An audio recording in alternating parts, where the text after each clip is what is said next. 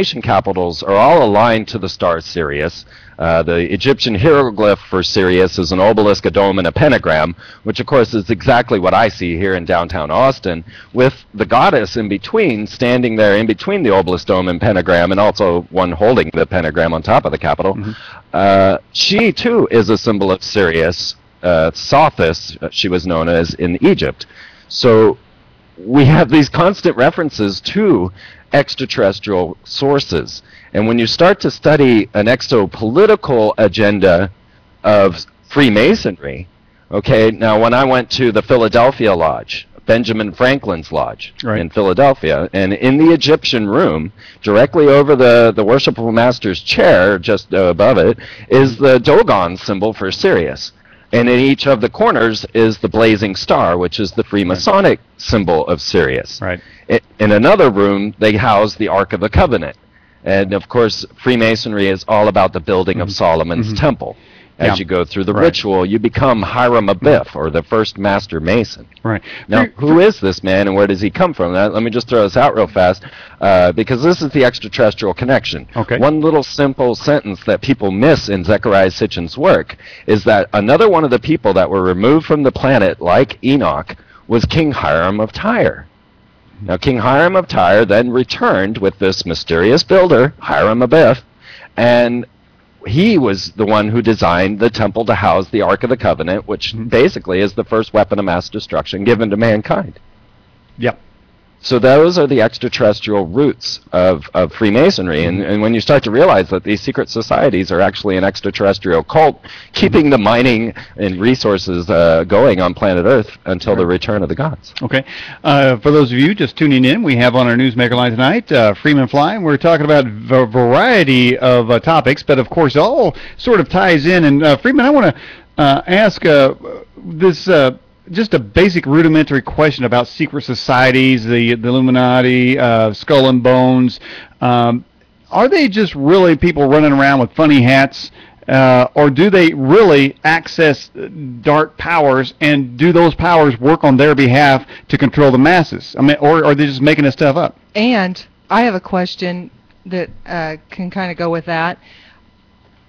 These things that they're doing and they're presenting to the world, slowly but surely, is that just conditioning the world to accept something that might be a deception in the end? You know how they have to bring things out slowly, and then after years and years and years, we're just used to it. It doesn't faze us, and, you know, then we're taken by it? Yes, yes, and yes. Oh, where do we begin? I know, this could go on forever. No, start that question one more time. I had a bunch of answers for you. Go, Jamie. Okay. Take yours first. Well, no, I was just wondering if all the Illuminati the magic. Okay, I'm sorry. Okay. Now, what you'll realize is that the ancient priestcraft of Atlantis came and they took over our divine nature, and they supplanted it with what I call sorcery and what they call sorcery or black magic. So the priestcraft came out and they dominated the very concept of your own divine nature. And first of all, they used just the gods themselves. So then, when like Amenhotep came in to start the first monotheistic religion, he was stating, I am God, you worship me, and through me, the God of all. So they supplanted the very idea of your own divine nature by manifesting it into this man-god, the Pharaoh. Next, and of course the biggest buildings in town were the pyramids or the monuments, the colossi to Amenhotep. Then religion came into the picture, and you can constantly see how they worked their acts of prestidigitation to bring people into their own thinking on this, and they usurped your own spiritual divine nature by creating religion. And they would do this through sources of trickery. So when Haron would build a steam engine and a different gear and lever mechanisms, that when the priestcraft came out and lit the fire, all of a sudden the massive bronze doors would open as if God were alive in the building. And so they usurped your divine nature again. Then, of course, the churches were the biggest buildings in town. So now we're on the money faith-based system, and you'll notice that all the banks are the biggest buildings in town, and they once again usurped your divine nature and your own spiritual powers by no longer do you thank the miracles that God brings you, but you believe in your own manifestation. You now believe you have the power to control your life because you have this sigil, this magic pantacle that the sorcerers had given you. And of course, you know this comes straight from the Templars. So what we see is what we consider politics, economics, legislation are actually acts of sorcery by this priestcraft to usurp your own divine nature. Okay, so then we could just segue right into my question, which was, you're saying then that is more to wearing funny hats and running around a casket naked or whatever they did, or even sacrificing animals. But I noticed in the live chat it says, why is there even a need for rituals? Why can't they just why can't they just say, force out there, whoever you are, give me the juice, man? You know, why is there got to be ritual? Is that for our use, or does it really work?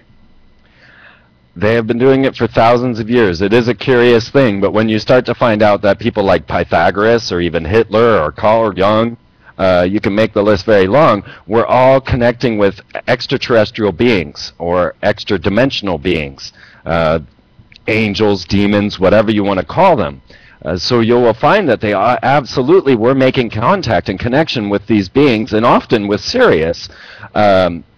That was what Aleister Crowley became the most infamous magician, because he had actually made contact with this being, Iwas, who gave him the Book of the Law. And so it is those that are able to make this connection that are able to control these forces. Now, I had mentioned that Freemasonry is all based out of Solomon's temple, and you will find that Solomon was trying to control 70 different demons, and he made a number of different sigils or magical icons to control these demons and do his bidding, and supposedly he used them to craft his temple. Now, you will find the same type of effects going on with Freemasonry. Each time they bring in a cornerstone and they lay it in, just like the July 4th cornerstone on the Freedom Tower, they also bring in their wine, corn, and oil, and they call upon particular spirits to inhabit that building. Right. Solomon's seal to bind these spirits is now the Bicentennial Mall in front of the Nashville Capitol. Okay. So when you say call these spirits, you know, every time I hear something like that, it just reminds me of Ghostbusters, where the infrastructure of that building was built in such that a appointed time, the demonic forces would all be called to a central location for this end time thing. But let me ask you something about this Freedom Tower. As you're probably well aware, there's a name battle going on. The people that own it or lease it, they want to call it Tower 1 and 2, and of course I think the city wants it to remain the Freedom Tower. But were you aware, or have you had any information, was there any incantation or observance that would be demonic or occultic on the placing or the celebration around that cornerstone? I did not, except on a couple of connections. Now, one, the base of this Freedom Tower is a cube, and of course this goes back to the Stone of Mecca, which has to do with extraterrestrial stones there as well, and also the cube of Freemasonry, or the perfect ashlar. The curious note for me was the dating of the cornerstone. Of course, most people correlate the 4th of July with the celebration of independence of America. But actually, when you realize the Templar origins of Freemasonry, then you'll realize that July 4th has a completely different meaning to them. And this is the date in 1187 when the Templars lost the Temple Mount in Jerusalem. And I've even used this concept to make a prediction that they will take back the Temple Mount in Jerusalem on July 4th. This year or next, because Obama is pushing the Israeli borders to pre-1967. Well, now there you talk about magical names. You're bringing up the Obama, Hussein, Bin Laden dude there. We've got a blurb here from you that you may suspect that Obama could possibly be a clone of the ancient pharaohs. He certainly has that sort of Egyptian look there. Of course, I've seen other people take a Photoshop overlay and without any manipulation, and he add him a beard and a turban, and he's a perfect match for Bin Laden himself. What do you say about Bin Laden? Let's talk about him for a minute. Who is he, and is he coming back from the ancient? Is this his time appointed to be resurrected in some sort of ritual, and now he's the president? What do you know about that? Akhenaten? Obama? Yeah. All right. Akhenaten, yeah, that's him.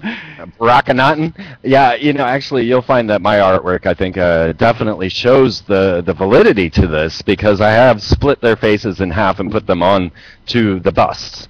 Now, here's the curious thing, and this is something that I want to get through to people, that this is how I derive information. It is more miraculous than research. I'll have to admit that. So I'm working on an article about Obama coupling the DoD with NASA, and they are getting ready to start the Ares, or God of War, space program. And so they're going to